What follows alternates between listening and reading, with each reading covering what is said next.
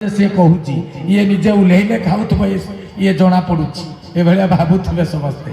किंतु हे सज्जन मंडली महापुरुष लिखिदे गोटे पद कथा कान खोलिकी शुणी था भाई भौणी मैंने आ बेसी समय नुहे म कौन लिखिले केतकी फूल मालिकार महापुरुष अच्युतानंद कहले माछ मांस खिया देह सही न पारिबे सूर्यंक दाह केतकी फूल श्रुति बसवर सुर केतकी फूल माछ मांस खिया देह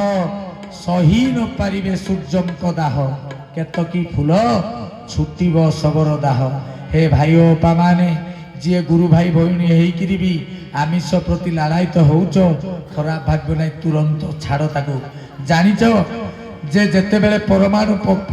परीक्षा हुए सेते बेले कहीं पियाजर रेट बढ़ी जाए कही परिबो पियाज रेट कहीं बढ़ी जाए कारण हजार हजार टन लक्ष लक्ष टन पियाज नहीं परमाणु सेंटर चारिआडे जो परीक्षण हुए सेठी दिया जाए कौन पाई ना एते रेडिएशन हुए जे से रेडिएशन को गोटे जिनिस कंट्रोल करे किए पियाज माने एटॉमिक रेडिएशन टाकू पियाज शीघ्र एब्जॉर्ब कर नेब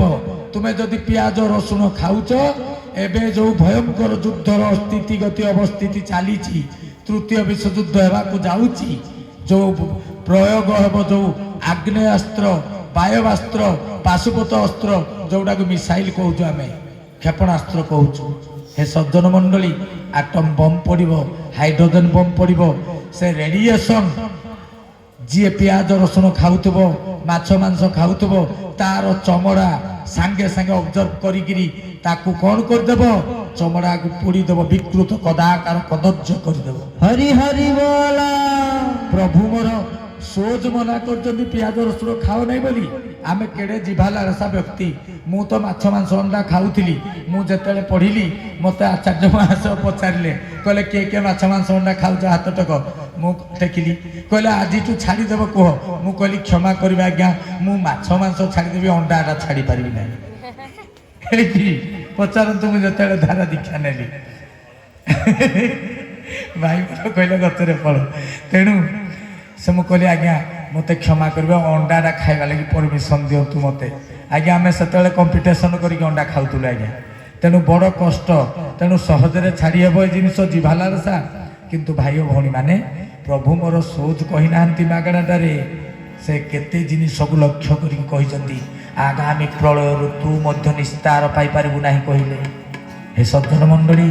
से मन देकर भाई भौणी माने पियाज रसुण माछ मांस जी खाऊ छाड़ी दियो मु गोड़ तले पड़ी कहूँ तेणु परवर्ती को कौन कहले